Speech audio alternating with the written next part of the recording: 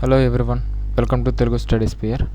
So, quantitative aptitude లో మనం ఇప్పటివరకు percentages, profit and loss, simple interest, compound interest, అలాగే instalments, time and work, pipes and cisterns ఈ chapters అనేవి complete చేయడం జరిగింది. సో ఈ క్లాస్ నుంచి కొత్త చాప్టర్ అయినటువంటి ratio and proportion. So ratio and proportion అనే చాప్టర్ని స్టార్ట్ చేద్దాం. సో దీన్నే తెలుగులో నిష్పత్తి మరియు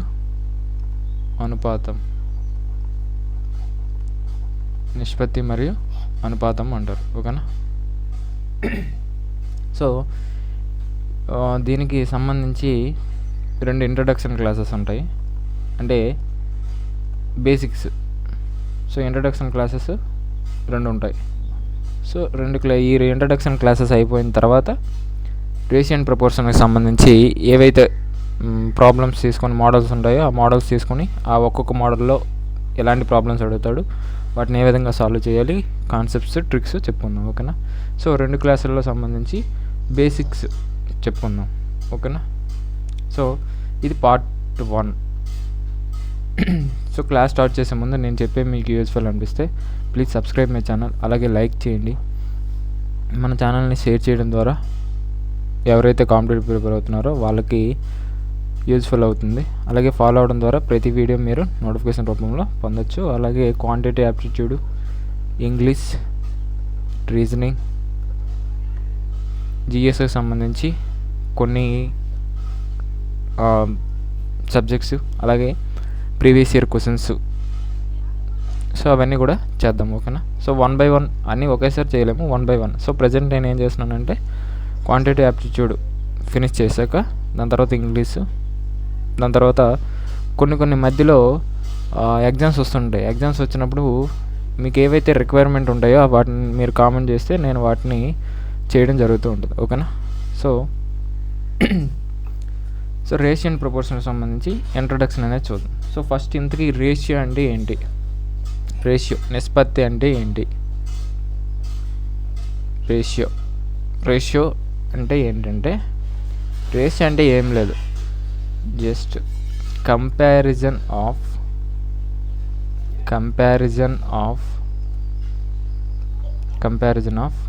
2 or more వాల్యూస్. 2 లేదా అంతకంటే ఎక్కువ విలువలని పోలిక, 2 లేదా అంతకంటే ఎక్కువ విలువల పోలికని నిష్పత్తి అంటారు. అంటే ఇప్పుడు మనకి బయట సమాజంలో జరుగుతున్నటువంటి మెయిన్ డ్రాబ్యాక్ లేదంటే చింతించాల్సిన విషయం ఏంటంటే కంపారిజన్. ఒక పేరెంట్స్ తన పిల్లల్ని వేరే మంచిగా చదువుతున్న పిల్లల్నితో కంపేర్ చేయడం, లేదంటే తనకు వాళ్ళ యొక్క చైల్డ్ కన్నా బెస్ట్గా ఉన్నటువంటి చైల్డ్తో కంపారిజన్ చేయడం, సో లేదంటే మనల్ని వేరే వాళ్ళతో మనం కంపేర్ చేసుకోవడం, సో ఇలాంటివి ఉంటుంది కదా. సో అలాంటిది. సో అది పక్కన పెడితే, సో 2 లేదా అంతకంటే ఎక్కువ విలువలని పోలిక, ఆ పోలిక ఏదైతే ఉందో దాన్నే నిష్పత్తి అంటారు. ఓకేనా? సో ఎగ్జాంపుల్స్ చూస్తే, సో రేషియో అంటే ఇది comparison of 2 or more values. ఇప్పుడు A:B ఉంది, ఎంత? 1:3. B:C ఉంది, 2:5. దెన్ A:B:C ఎంత అని అడుగుతున్నాడు. సో ఇప్పుడు మనకు 2 నిష్పత్తులు ఇచ్చి A:B:C అడుగుతున్నాడు. సో రెండిట్లో కామన్గా ఉన్నది ఏంటి? B. మొదటి నిష్పత్తిలో B యొక్క వాల్యూ ఎంత? 3. రెండవ నిష్పత్తిలో B యొక్క వాల్యూ ఎంత? 2. సో ఇప్పుడు ఈ బీని రెండిట్లో కూడా సమానంగా చేసుకుంటే అప్పుడు A:B:C అనేది మనకు వస్తుంది. సో సమానంగా ఎలా చేస్తాం? మొదటి నిష్పత్తిలో B యొక్క వాల్యూ 3, ఈ 3తో రెండో నిష్పత్తిని గుణించండి. అంటే A:B = 1:3 కదా, ఇది మొదటి నిష్పత్తి. B:C = 2:5 కదా, ఇది రెండో నిష్పత్తి. ఇప్పుడు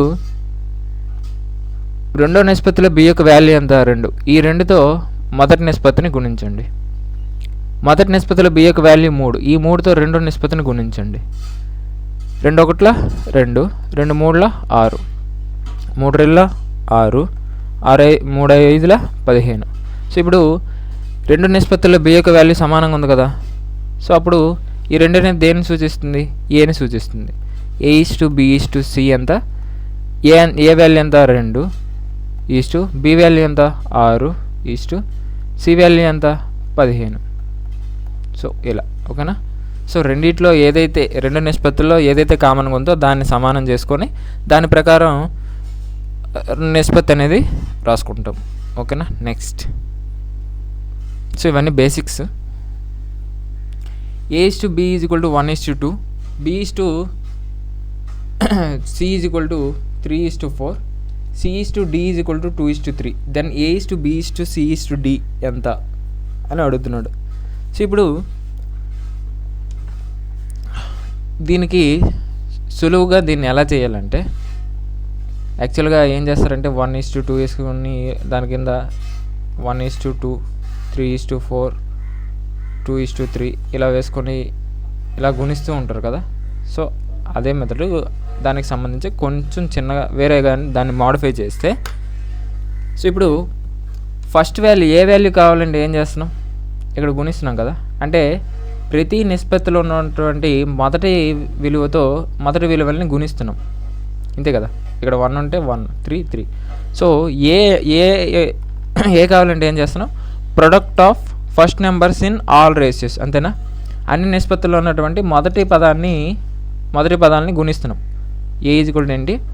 ప్రొడక్ట్ ఆఫ్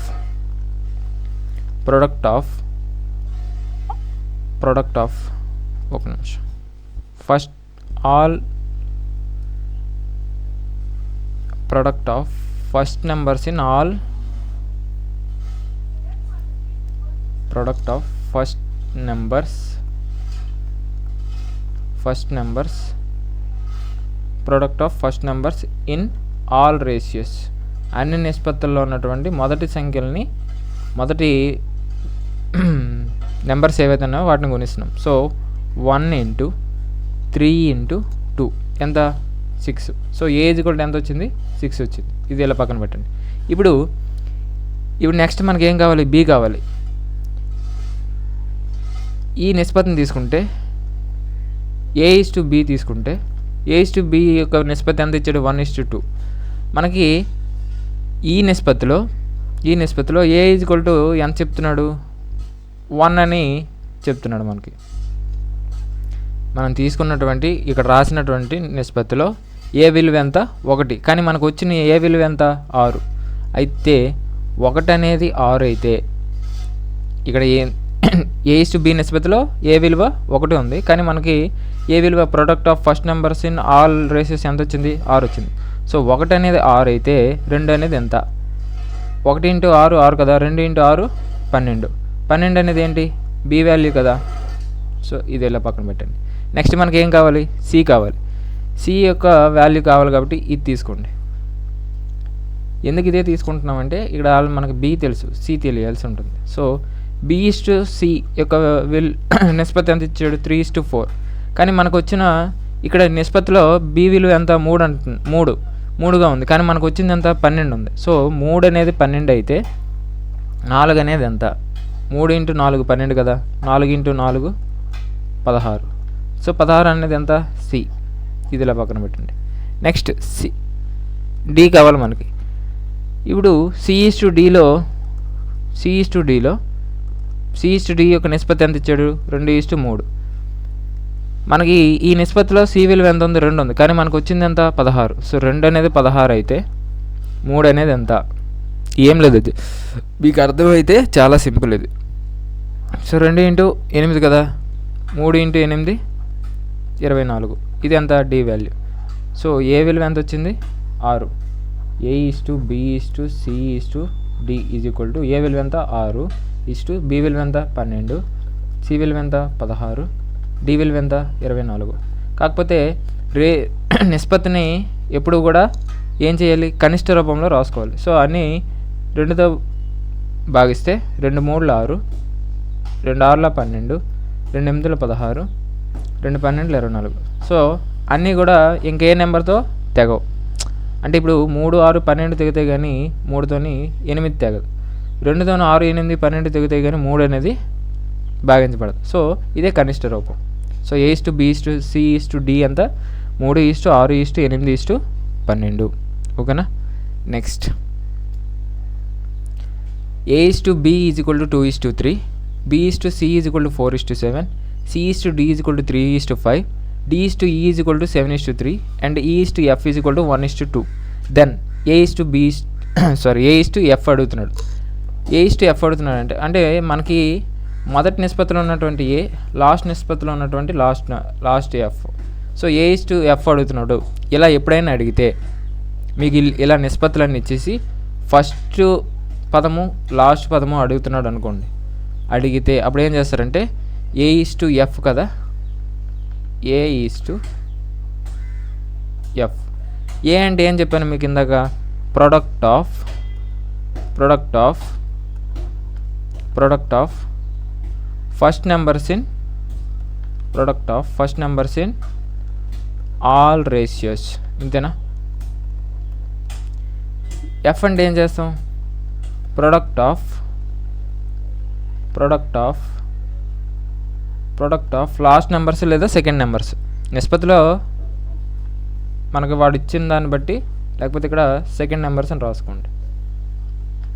ఇచ్చిన నిష్పత్తిని బట్టి తీసుకుంటాం, లాస్ట్ లేదా second numbers in all ratios. So అన్నిటిలో ఫస్ట్ నెంబర్స్ ఏంటి, 2 × 4 × 3 × 7 × 1. సో 2 × 4 × 3 × 7 × 1. ఇలా గుణించవద్దు. ఏమైనా తెగితే ఏమైనా తెగిస్తే కొట్టేయండి. ఇప్పుడు సెకండ్ నెంబర్స్ లేదా లాస్ట్ నెంబర్స్ 3:7 3 × 7 × 5 × 5 × 3 × 3 2 × 2. సో ఇప్పుడు రెండిట్లో 2 ఉంది, రెండిట్లో 2ని క్యాన్సిల్ చేసేయండి. రెండిట్లో 3 ఉంది, రెండిట్లో 3ని క్యాన్సిల్ చేసేయండి. రెండిట్లో 7 ఉంది, 7ని కూడా క్యాన్సిల్ చేసేయండి. సో ఇప్పుడు మిగిలినవి ఏంటి, 4 × 1, 4 1 ఎంత 4 5 3 ఎంత 15. సో A:F అంటే 4:15. ఇది ఆన్సర్. ఓకేనా. ఒకవేళ డి అడిగాడు అనుకోండి, ఒకవేళ A:E అడిగాడు అనుకోండి, A:E అడిగితే అప్పుడు ఏం చేస్తారు, డి వరకు లాస్ట్ నెంబర్స్ ప్రొడక్ట్ కొనుక్కొని D:Eకి ఈక్వేట్ చేసుకుంటారు. సో అది అడిగిన దాన్ని బట్టి మీరు చేసేవచ్చు. ఓకేనా. So next, so inverse ratio అంటే విలోమ నిష్పత్తి. సో ఇప్పుడు ఏకి విలోమం ఏంటి, ఏకి విలోమం అంటే 1/A. అంతేనా.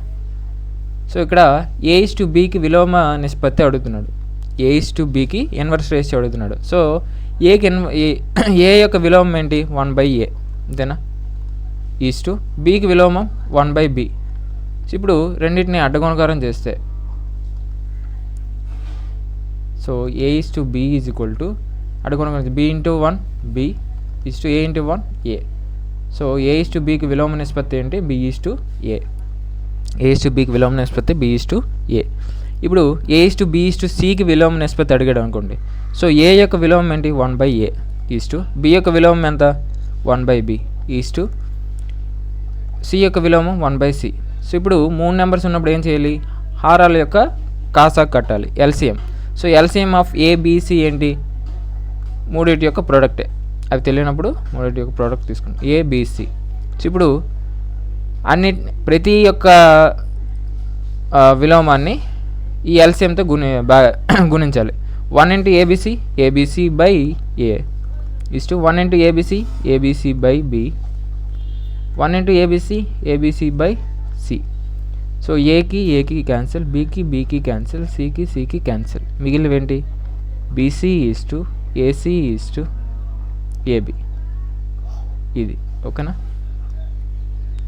Next if A is to B is equal to 1:2 then find the inverse ratio of A is to B. ఇక్కడ మనం చెప్పుకున్నాం కదా.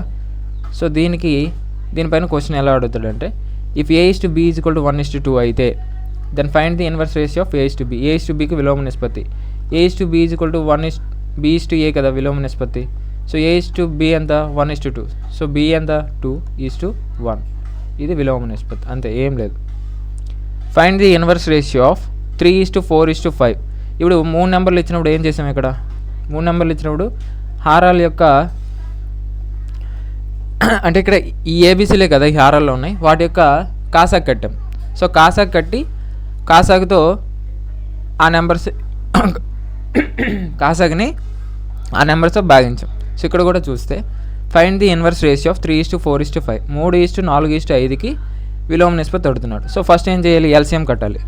ఎల్సిఎం ఆఫ్ 3:4:5 మీకు ఆల్రెడీ చెప్పాను. ఏం చెప్పాను? ఒక సో ఎప్పుడైనా సరే 3 కాంజుగేటివ్ నెంబర్స్, 3 వరుస సంఖ్యలు ఇచ్చి వాటి యొక్క కాసాగా అడిగితే ఆ 3 నెంబర్లో మొదటి నెంబర్ అనేది ఒకవేళ బేసి సంఖ్య అయితే ఆ మూడింటి యొక్క ప్రొడక్టే, మూడింటిని గుణిస్తే వచ్చేదే ఎల్సిఎం. 3 4 12, 12 5 60. ఓకేనా? సో 3 నెంబర్స్ కాంజుగేటివ్ నెంబర్స్ అయి ఉండాలి, వరుస సంఖ్యలు అయి ఉండాలి. అందులో మొదటిది బేస్ సంఖ్య అయితే వాటి యొక్క ప్రొడక్టే ఎల్సిఎం అవుతుంది. సో ఇప్పుడు ఎల్సిఎం వచ్చింది కదా, ఏం చేయాలి? 60/3 = 60/4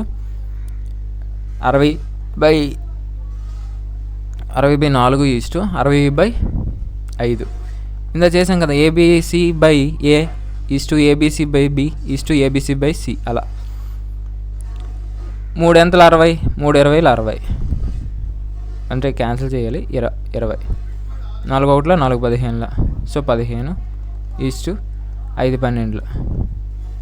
సో 3 కలిపి ఒక్క నెంబర్తో కూడా 1తో భాగించబడితే 1 పక్కన పెడితే ఇంకే నెంబర్తో కూడా 3 కలిపి భాగించబడవు. ఓకేనా? సో ఇదే answer. 20:15:12. So inverse ratio of 8:4:3 ఏం చేయాలి? ఇందాకలా చేసినట్లే ఎల్సిఎం ఆఫ్ 8:4:8, 4, 3. అన్నిట్లో పెద్ద నెంబర్ ఏది? 8. 8ని 3 భాగించలేదు కదా. 8 16, 16ని కూడా 3 భాగించలేదు. 8 3 24. 24ని అన్నీ భాగించగలవు కాబట్టి ఎల్సిఎం ఎంత? 24. సో ఇప్పుడు ఏం చేస్తాం? 24/8 = 24/4 = 24/3. 8 3 24, 4 6 24, 3 8 24. సో 3:6:8. ఇది ఆన్సర్. ఓకేనా? నెక్స్ట్ ఇప్పుడు ఒక విషయం ఏంటంటే ఇప్పుడు ఎప్పుడైనా సరే if A inversely proportional to B అయితే ఏ అనేది బికి విలోమానుపాతంలో ఉంటే so AB is equal to ఏమవుతుందంటే కాన్స్టెంట్ అవుతుంది. ఈ బి అనేది లెఫ్ట్ సైడ్కి వచ్చేస్తే AB is equal to constant. ఎలా రాశాను ఇలా? ఇప్పుడు ఏ ఈజ్ ఈక్వల్ టు ఈ ప్రపోర్షనల్ని నేను ఈజ్ ఈక్వల్ టు పెట్టి సపోజ్ కే అనే కాన్స్టెంట్ తీసుకొని కాన్స్టెంట్తో గుణించాను. సో కే/బి. ఈ బి అనేది లెఫ్ట్ సైడ్కి వచ్చేస్తే A is equal to AB is equal to constant. ఓకేనా? సో ఎప్పుడైనా సరే A inversely proportional to B అయితే AB is equal to constant. ఓకేనా? నెక్స్ట్ సో ఇక్కడ మనకి if a plus b is to b plus c is to c plus a is equal to 5:8:7 అయితే then find a is to b is to c అడుగుతున్నాడు. So ఇప్పుడు a plus b plus నేను దీన్ని ఏం చేస్తానంటే 2 విధాలుగా చేయొచ్చు దీన్ని. ఫస్ట్ ప్రొసీజర్ చెప్తాం. a plus b plus b plus c plus c plus a is equal to a plus b విలువ ఎంత? 5 ప్లస్ బి ప్లస్ సి విలువ ఎంత? 8 ప్లస్ సి ప్లస్ ఏ విలువ 7. సో ఇప్పుడు అన్నిట్లో ఏ 2 సార్లు ఉంది, బి 2 సార్లు ఉంది, సి 2 సార్లు ఉంది. So 2 × a plus B plus C is equal to 5 8 ఎంత? 13. 13 ప్లస్ 7 20. సో ఇప్పుడు ఏ ప్లస్ బి ప్లస్ సి విలువ ఈ 2 అనేది 2 ఒకట్ల 2 పదుల. So A plus B plus C విలువ ఎంత 10. ఇందులోంచి మనకి ఏ ప్లస్ బిని తీసేస్తే ఏ ప్లస్ బి ప్లస్ సిలోంచి ఏ ప్లస్ బిని తీసేస్తే ఏ ప్లస్ బి ఎంత 5 కదా. మనకేం మిగులుతుంది? ఈ 2 పోతే సి ఉంటుంది. సి ఈజ్ ఈక్వల్ టు 10లోంచి 5 తీస్తే 5. సో సి విలువ ఎంత 5. అలాగే A plus B plus C is equal to 10. ఇప్పుడు ఇందులోంచి బి ప్లస్ సిని తీసేస్తే బి ప్లస్ సి ఎంత 8. 10లో ఏ ఈజ్ ఈక్వల్ టు 10లోంచి 8 తీస్తే 2. ఓకేనా. Next A plus B plus C is equal to 10. ఇందులోంచి సి ప్లస్ ఏ తీసేస్తే సి ప్లస్ ఏ విలువ ఎంత 7. So B is equal to 3. So ఇప్పుడు మనకు అడిగింది కూడా వాడు A is to B is to C is equal to A ఎంత 2 ఈజ్ టు బి ఎంత 3 ఈజ్ టు 5. సో ఇది ఆన్సర్. ఓకేనా. ప్రొసీజర్ ఎలా. ఒకవేళ దీన్నే ఇంకో రకంగా చేయొచ్చు. ఎలా అంటే మనకి ఏ కావాలి కదా. ఫస్ట్ ఏ కావాలి. ఏ అనేది ఏ పదాల్లో ఉంది? దేంట్లో ఉంది? ఇందులో ఉంది ఏ అనేది. నెక్స్ట్ ఇందులో ఉంది ఏ అనేది. సో ఏ అనేది ఎందులో ఉందో వాటిని కలిపేసి దేనిలో లేదో దాన్ని తీసివేయాలి. ఇప్పుడు ఏ అనేది ఏ ప్లస్ బిలో ఉంది. So A plus B plus C plus ఏలో ఉంది. సి ప్లస్ ఏ మైనస్ ఎందులో లేదు? B plus C. ఎందులో లేదో దాన్ని మైనస్ చేయాలి. ఎందులో ఉన్నదో మనకి ఏ కావాలి. ఏ అనేది ఎందులో ఉందో వాటిని కలుపుతాం. కలిపేసి ఎందులో అయితే లేదో వాటిని తీసేస్తాం. సో ఏ ప్లస్ బిలో ఉంది, సి ప్లస్ ఏలో ఉంది. ఆ రెండింటిని కలిపేసి బి ప్లస్ సిలో లేదు కాబట్టి దాన్ని తీసివేస్తున్నాం. ఏ ప్లస్ బి ఎంత 5 ప్లస్ సి ప్లస్ ఏ ఎంత 7. ఎందులో లేదు? బి ప్లస్ సిలో లేదు. బి ప్లస్ సి అంటే 8. So 5 plus 2 12. 12లో 8 తీస్తే 4. నెక్స్ట్ లాస్ట్ వరకు చూడండి. ఇక్కడ 4 వచ్చిందని కంగారు పడద్దు. ఓకేనా. సో నెక్స్ట్ బి అనేది ఎందులో ఉంది? ఏ ప్లస్ బిలో ఉంది. నెక్స్ట్ బి ప్లస్ సిలో ఉంది. ఎందులో లేదు? సి ప్లస్ ఏలో లేదు. సో ఏ ప్లస్ బి ఎంత 5, బి ప్లస్ సి ఎంత 8 మైనస్ సి ప్లస్ ఏ. సి ప్లస్ ఏ ఎంత 7. 5 ప్లస్ 8 13. 13లో 7 తీస్తే 6. నెక్స్ట్ సి కావాలి కదా మనకి. సి అనేది ఎందులో ఉంది? బి ప్లస్ సిలో ఉంది ప్లస్ సి ప్లస్ ఏలో ఉంది మైనస్ ఎందులో లేదు? ఏ ప్లస్ బిలో లేదు. బి ప్లస్ సి ఎంత 8, సి ప్లస్ ఏ ఎంత 7 మైనస్ ఏ ప్లస్ బి ఎంత 5. 8 ప్లస్ 7 15. 15లో 5 తీస్తే 10. సో ఇప్పుడు A is to B is to C is equal to 4 is to 6 is to 10 వచ్చింది. రెండు కూడా అన్ని మొత్తం 3 సంఖ్యలు కూడా 2తో భాగిస్తే 2 2ల 2 3ల 2 5ల. So A is to B is to C ఎంత వచ్చింది? 2 ఈజ్ టు 3 ఈజ్ టు 5. మీరు ఇదంతా చేయాల్సిన అవసరం లేదు. మీరు డైరెక్ట్గా ఏం చేస్తారంటే ఏ ప్లస్ ఏ అనేది ఈ రెండిట్లో ఉంది. ఏ ప్లస్ బిలో ఉంది, సి ప్లస్ ఏ. డైరెక్ట్గా 5 ప్లస్ 7 చేసి అందులోంచి మైనస్ 8 తీసేస్తే 4. మైండ్లో క్యాలిక్యులేట్ చేసేవచ్చు డైరెక్ట్గా.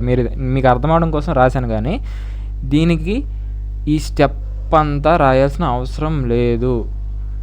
ఈ స్టెప్ ఏదైతే ఉందో ఇది మీరు మైండ్లో క్యాలిక్యులేట్ చేసి లాస్ట్లో ఇది మీరు మైండ్లో క్యాలిక్యులేట్ చేస్తారు. క్యాలిక్యులేట్ చేసి లాస్ట్లో ఈ 4 ఏదైతే ఉందో అది మీకు వస్తుంది కదా, దాన్ని పేపర్ పైన రాసుకోండి. సో ఇదంతా మీరు మైండ్లో క్యాలిక్యులేట్ చేస్తే ఇదంతా రాయాల్సిన అవసరం లేకపోతే ఈ టైం అంతా మీకు సేవ్ అయినట్టే కదా. ఓకేనా. సో అది నెక్స్ట్ అలా. ఓకేనా. సో ఈ ప్రాబ్లం చెప్దాం. దీనికంటే ముందు నేను ఒకటి చెప్పాలనుకుంటున్న విషయం ఏంటంటే, దేనికోసం మీరు అడ్డదారులు మాత్రం తొక్కొద్దు. ఓకేనా. మీకు ఏది కావాలన్నా సో దానికి కొంత మీరు చెల్లించాల్సి ఉంటుంది. అది మీ యొక్క శ్రమ అవనివ్వండి, లేదంటే మీరు సాధించడానికి చేసే ప్రయత్నం అవ్వచ్చు. సో ఏదో ఒకదానికి ఇప్పుడు సపోజ్ ఫర్ ఎగ్జాంపుల్ నువ్వు ఒక వస్తువు కొనాలనుకుంటున్నావు, దానికి కొంత అమౌంట్ చెల్లించాలి కదా. ఆ అమౌంట్ నీకు ఎలా వస్తుంది? నువ్వు పని చేస్తే వస్తుంది. పని, వర్క్. సో ఆ పని అంటే నువ్వు శ్రమిస్తున్నావు. సో ఆ వస్తువు నువ్వు కావాలంటే నువ్వు అడ్డదారి ఏమీ తొక్కకుండా ఇక్కడ నిజాయితీగా పని చేసుకుంటున్నావు. అదే మన యొక్క సక్సెస్కి లేదా జాబ్కి ఏదో ఒక దాన్ని చూసుకుంటే, సో దీనికి మీరు అడ్డదారులు అనేది తొక్కొద్దు. సో దీనికి సంబంధించి ఒక చిన్న స్టోరీ చెప్తాను. ఒక నిమిషం వాడతా.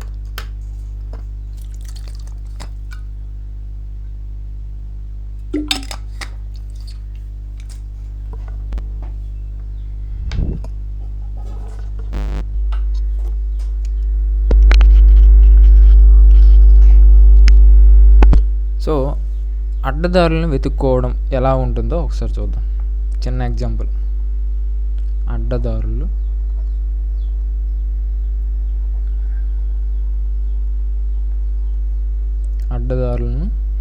వెతుక్కోవడం.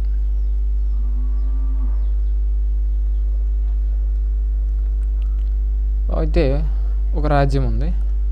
ఆ రాజ్యంలో రాజు ఉన్నాడు. సో ఆ రాజుకి కొంతమంది సలహాలు ఇస్తూ ఉంటారు కదా, ఆ సలహాదారులను అందరినీ పిలిపించాడు. పిలిచి మనము ఏం చేయాలంటే, మన తరువాత తరాలు ఉంటారు కదా, సో ఆ తరువాత తరాల కోసం మనకి తరతరాలుగా వస్తున్నటువంటి ఆ జ్ఞానం ఏదైతే ఉందో, వివేకము, జ్ఞానము. సో ముందు సో ఇప్పుడు రాజు ఉన్నాడు. రాజుకు ముందు వాళ్ళ ఫాదరు ఇలా ఈ రాజుల ఇంతకు ముందు నుంచి వచ్చినటువంటి జ్ఞానం ఏదైతే ఉందో, వివేకము లేదా జ్ఞానము లేదా నాలెడ్జ్, సో దాన్ని మనం తరువాత తరాలకు అందించడం కోసం మనం ఏం చేద్దామంటే ఆ వివేకాన్ని అందించాలి. సో మీరు ఏం చేస్తారంటే ఆ వివేకాన్ని అంతటినీ మీరు పుస్తకాలుగా, గ్రంథాలుగా రాసి గ్రంథాల్లో పొందుపరచండి అనేసి ఆ సలహాదారులకు అందరికీ రాజు చెప్పాడు. సో ఇప్పుడు ఆ సలహాదారులు అందరూ ఏం చేశారంటే వెళ్ళి చాలా రోజులు కష్టపడి ఆ జ్ఞానాన్ని, ఆ వివేకాన్ని అంతటినీ కూడా కొన్ని గ్రంథాల్లో, ఒక సపోజ్ ఫర్ ఎగ్జాంపుల్ ఒక 10 గ్రంథాలు అనుకోండి, 10 గ్రంథాల్లో పొందుపరిచి తీసుకొచ్చారు, రాజుకి ఇచ్చారు. రాజు ఏం చేశాడు,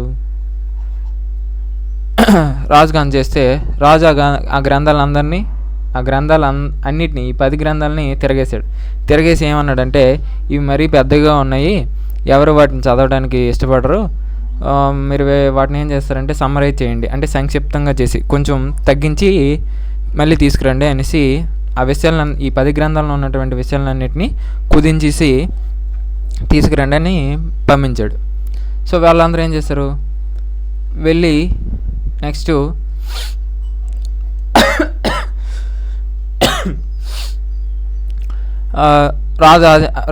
రాజు ఆదేశించాడు కదా, సో రాజు ఆదేశాన్ని తిరస్కరించడం అవ్వదు కాబట్టి ఆ సలహాదారులందరినీ తీసుకెళ్ళి వాటిలో ఉన్న విషయాలన్నింటినీ కుదించి ఒక గ్రంథంలో తీసుకొచ్చారు.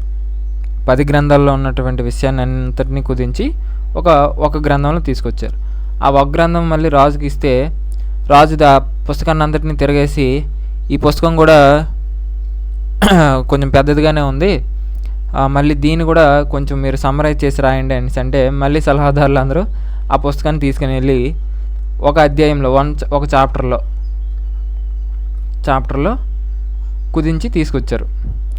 ఆ చాప్టర్ను కూడా మళ్ళీ రాజుకి ఇస్తే రాజు ఏం చేశాడు, చాప్టర్ని అందరిని చదివి, ఇది కూడా చాలా ఎక్కువగా ఉంది, దీన్ని కూడా ఎవరు చదవడానికి ఇష్టపడరు, ఒక పేజీ కూడా ఎక్కువే దీనికి అనేసి అంటే, అప్పుడు ఆ సలహాదారులు ఏం చేశారంటే ఈ చాప్టర్లో ఉన్నటువంటి మొత్తం విషయాన్ని ఒకే ఒక సెంటెన్స్లో, ఒకే ఒక వాక్యంలో ఆ వివేకాన్ని అంతా కుదించి రాసి తీసుకొచ్చారు. సో అప్పుడు రాజు దాన్ని చదివి రాజు తృప్తి చెందాడు, సాటిస్ఫై అయ్యాడు. ఆయన ఒకే ఒక వాక్యంలో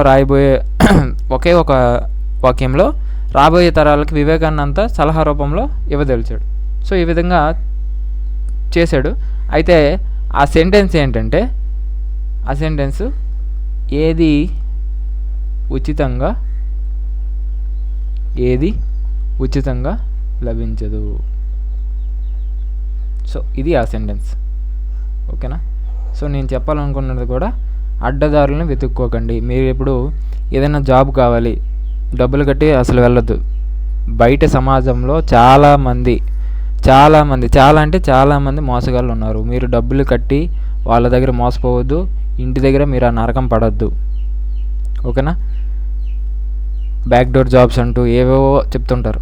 సో ఏటిని నమ్మొద్దు. బ్యాక్ డోర్ జాబ్స్ నువ్వు వెళ్ళిపోయిన తర్వాత ఇప్పుడు సపోజ్ ఒక చేప ఉంది, చేపకి ఒక కొలను కావాలి, దొరకట్లేదు. సో తనకి ఈ చేపకి ఈత రాదు.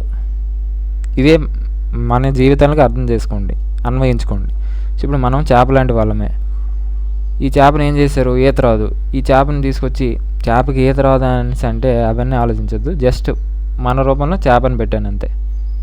ఈ కొలంలో తీసుకొచ్చారు, అదేం చేస్తుంది? ఈ సముద్రం లేదా ఈ కొలంలో ఈదలేక చచ్చిపోతుంది. సో మనం కూడా మనకి బ్యాక్ డోర్ జాబ్ ఎందుకు వెతుక్కుంటున్నాం? ఐ మీన్ సపోజు మన దగ్గర ఎంతో నాలెడ్జ్ ఉండొచ్చు, అంటే థియరిటికల్ నాలెడ్జ్ కానీ ఏదో కొంత నాలెడ్జ్ ఉండొచ్చు. సో బ్యాక్ డోర్ జాబ్ కట్టి మనం ఏం చేస్తాం? డైరెక్ట్గా ఇందులోకి వెళ్ళిపోతాం. ఇందులో వేదలేక మనం చాలా ఏదో మన జీవితాన్ని నాశనం చేసుకునే అవకాశం అనేది ఉంది. సో కొంచెం లేట్ అయినా పర్లేదు, మీరు నిజాయితీగా ఏదైతే చేయాలనుకుంటున్నారో దాన్ని సాధించుకోండి. ఓకేనా? సో నిజానికి మనకి ఏది ఉచితంగా లభించదనే చెప్పాలి. అంటే మీరు ఏమీ చేయకుండా, ఏమీ ఇవ్వకుండా దేన్నైనా ఎలా పొందగలరు చెప్పండి? సో ఇంకో రకంగా చెప్పాలంటే మీరు ఇచ్చిన దాన్ని బట్టే మీరు తీసుకునేది ఉంటుంది. సో చాలామంది చెప్తుంటారు మనకి, నువ్వేమిస్తావో నీకు అదే తిరిగి వస్తుంది, అంతే కదా? సో ఇప్పుడు మీరు ఏం చేస్తారంటే ఏదైనా చేయాలనుకుంటే దానికి ఒక ప్రణాళిక వేసుకోండి. ఆ ప్రణాళిక గురించి మీరు కష్టపడి పని చేయకపోతే దాని నుంచి మీరు ఏమీ సాధించలేరు కదా. సో ప్రతి సమాజంలోనూ పని చేయకుండా, ఏ సమాజంలో అయినా సరే పని చేయకుండా ఫలితం కోసం ఎదురు చూసేవారు కొంతమంది ఉంటారు. సో అది చాలా వరకు నిజం. ఓకేనా? సో ఇది నేను చెప్పాలనుకున్నటువంటి విషయం. సో అడ్డదారులను మాత్రం తొక్కవద్దు. ఓకేనా? నీకే చెప్తుంది. నెక్స్ట్, సో ఇందాక మనం చేసినటువంటి ప్రాబ్లం లాంటిదే. ఓకేనా?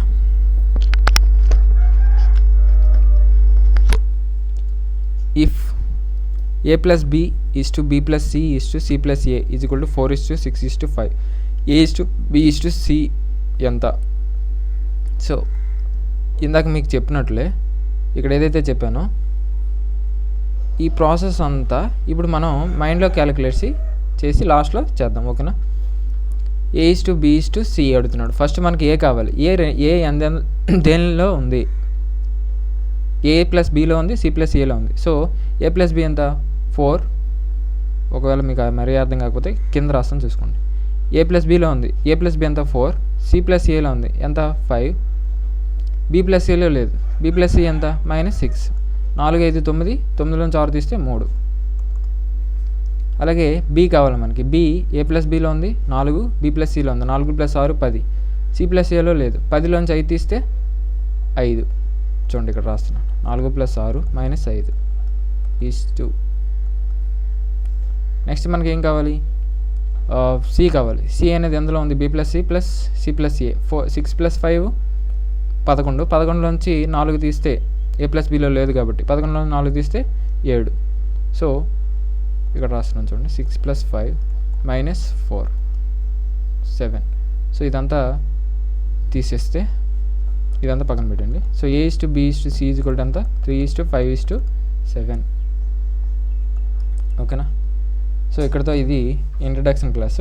ఇంకొక సెకండ్ పార్ట్ అనేది ఉంది. ఇంట్రడక్షన్ క్లాస్లోనే సెకండ్ పార్ట్ ఉంది. సో నేను చెప్పే మీకు యూస్ఫుల్ అనిపిస్తే ప్లీజ్ సబ్స్క్రైబ్ చేయండి. అలాగే బాగానే చెప్తున్నాను అనిపిస్తే ఒక లైక్ చేయండి. ఓకేనా? మన ఛానల్ని షేర్ చేయడం ద్వారా నాకు సపోర్ట్ చేసిన వాళ్ళు అవుతారు. అలాగే ఫాలో అవడం ద్వారా మన ఛానల్కి సంబంధించి ఏ వీడియో వచ్చినా మీకు నోటిఫికేషన్ రూపంలో వస్తుంది. అలాగే అంటే బెల్ ఐకాన్ మీరు యాక్టివేట్ చేసుకుంటే ఫాలో అవడం ద్వారా క్వాంటిటీ యాప్టిట్యూడ్, సో ఏదైనా కాంపిటేటివ్కి సంబంధించి మీరు నాలెడ్జ్ని, ఇన్ఫర్మేషన్ని పొందడానికి అవకాశం అనేది ఉంటుంది. ఓకేనా?